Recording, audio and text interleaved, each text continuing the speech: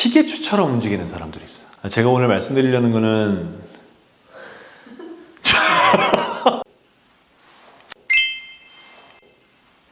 사람들 앞에서 발표하거나 말할 때 손동작을 쓰잖아. 이렇게 하는 사람 봤어? 이렇게 하고 입만 벌려서 말하는 사람? 생각보다 많아. 아니면 이 앞에 테이블, 포디움 딱 잡고 손 꼼짝도 안 하고 이렇게 말하는 사람 본 적 있어? 학교 다닐 때 있었어. 많다니까. 생각보다 많아. 몇 가지 이유가 있는데, 하나는 동작을 하는 게 어색해서일 수도 있고, 하나는 본인이 너무 긴장을 해서 다른 부분을 움직일 수 없는 경우일 수도 있어. 근데 듣는 사람이라고 생각을 해봐. 만약에 내가 꼼짝도 안 하고 차렷자세로 얘기를 한다든지, 꼼짝도 안 하고 포디움을 잡고 얘기하면 내가 말하는 게 설득력이 있을까? 아니, 불안해. 불안하지. 불안하고, 이 불안하기 때문에 저 사람이 말하는 거에 집중을 할 수가 없어. 자연스럽지도 않으니까. 당연히 그 사람이 말하는 거에 설득력도 없고.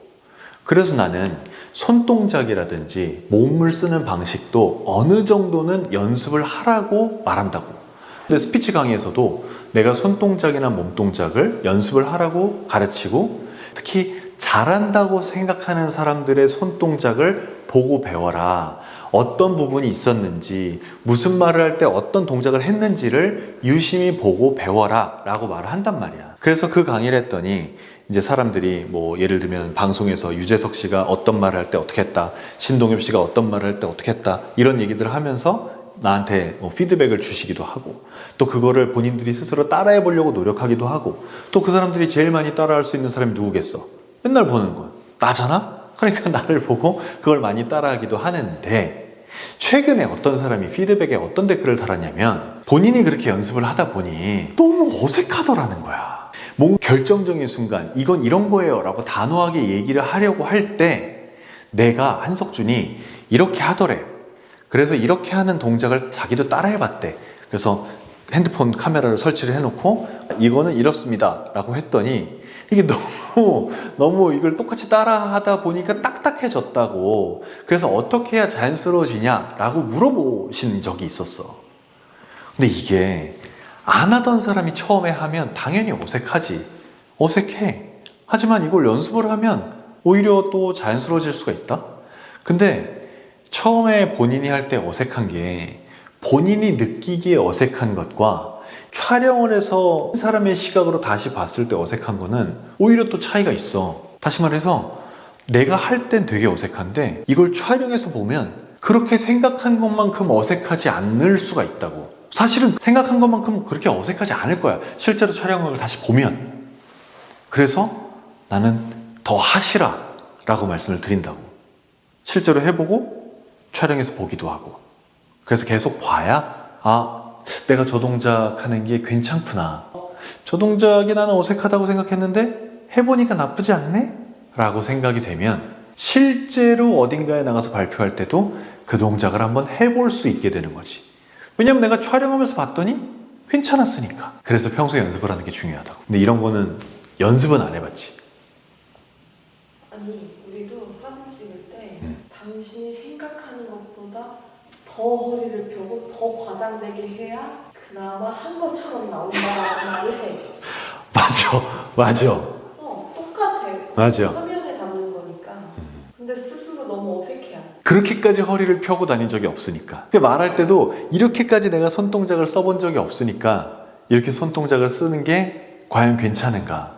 내가 지금 무슨 연극 배우처럼 너무 오버 액션 하는 게 아닌가?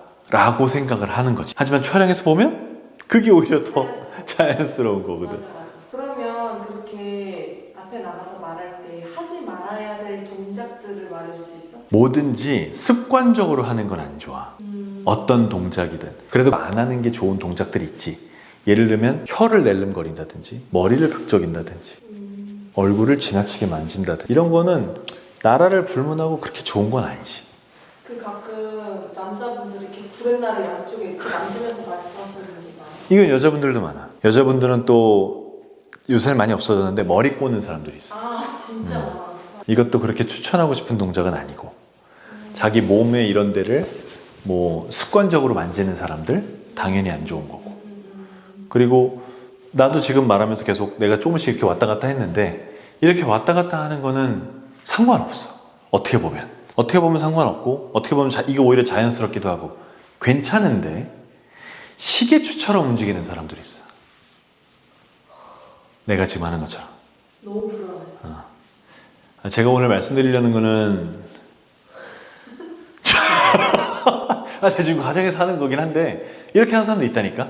근데 이거는 좋지 않아. 집중이 안 된다. 이거는 맞아. 정신 사나워지는 거지.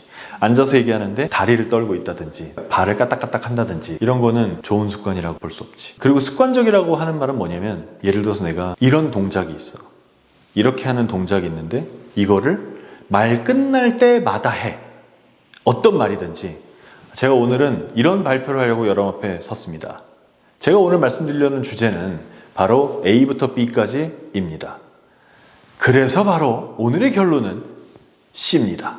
이렇게 말 끝날 때마다 똑같은 동작을 계속 반복하는 건 그것도 역시 좋지 않지. 말 버릇에서 이렇게 똑같은 게 반복되는 건 우리가 쪼라고 하는데 몸동작 역시도 똑같은 게 똑같은 타이밍에 반복되는 건 좋은 건 아니야. 원래 몸동작은 내가 하고 있는 말을 좀 더 이해하기 편하게, 강조하기 편하게 도움을 주는 액션이어야 되는데 도움을 주는 게 아니라 오히려 방해하는 쪽으로 가면 안 좋지.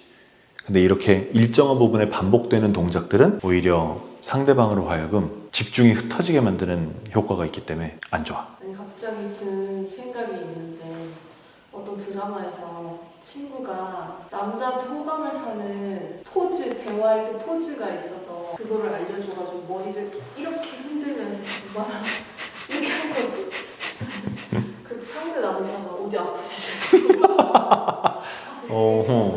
그것도 어쩌다 한 번은 귀여워 보일 수 있지. 어쩌다 한 번은 매력적이어 보일 수 있고. 그러니까 그게 말하자면 그런 거야. 똑같은 어떠한 동작이 계속 반복적으로 나오면 그 동작에 집중이 뺏긴다니까. 그러면 나에 대해서 상대방이 집중을 해줘야 되는데 나의 머리와 내가 머리 흔드는 방식으로 집중이 바뀐다고. 좋지 않지 그러면. 그게 생각이 났어. 습관에 대해서.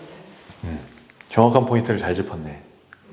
이해를 잘하는 편이야. 훌륭하십니다요.